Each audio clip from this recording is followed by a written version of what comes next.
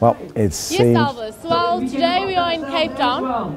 Today we're in Cape Town for the March Against Anti-Corruption, and the march is set to kick off at 12 o'clock this afternoon, and currently people are starting to mobilize here in Keizersgracht Street this morning. This is the assembly point, and from here they'll be moving on to Parliament. Now, as you can see behind me, quite a few people have gathered here today heeding the call for this march. It's a faith-based march with various other NGOs, and one of the NGOs is the Treatment Action Campaign.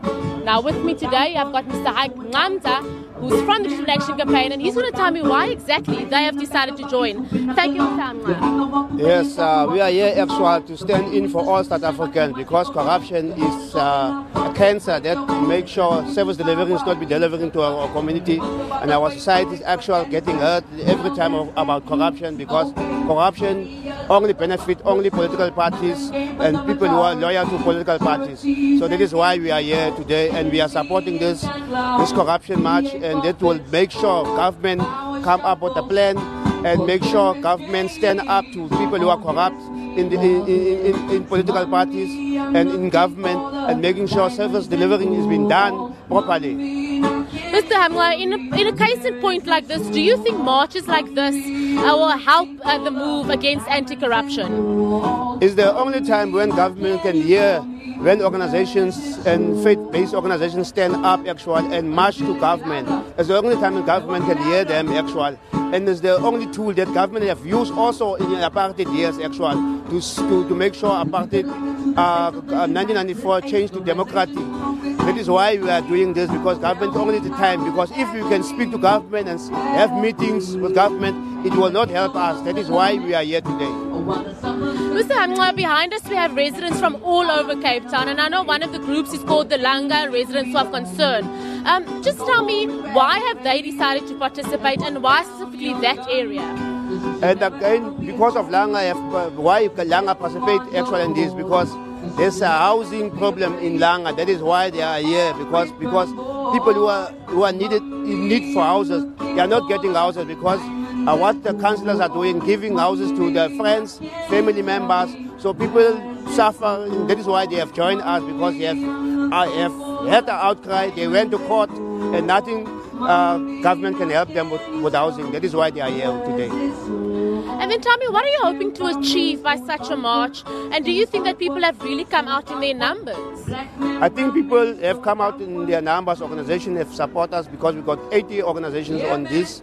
And that is why we are here today, and this will make sure government can see people are angry, and people expect a lot from government actually in service delivering and things, and make sure government do right things for people, because we have voted this government into power actually to do things for the people, not for themselves, to enrich themselves actually. That is why we are here.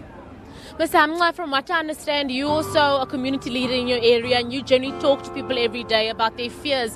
And if you look at areas in Langa and Gugulethu, people that have come out today, what have they been telling you? What do they want to see?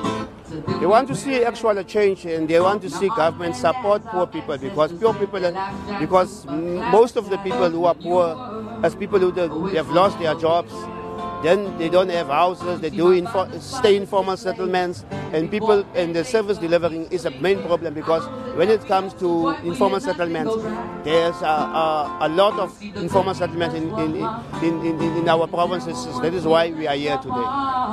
Now, I understand this march is one of many that are still yet to take place. As the Treatment Action Campaign, what are your plans to fight corruption?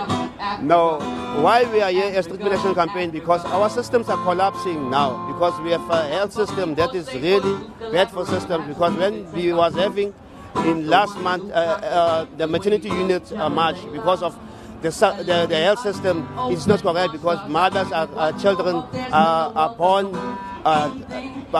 with disabilities because of delays because how they treat us actually in these facilities.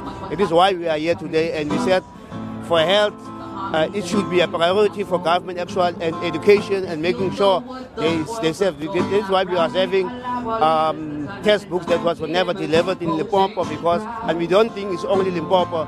is all over South Africa, because there's always delays. Delays of textbooks. It is why we are here.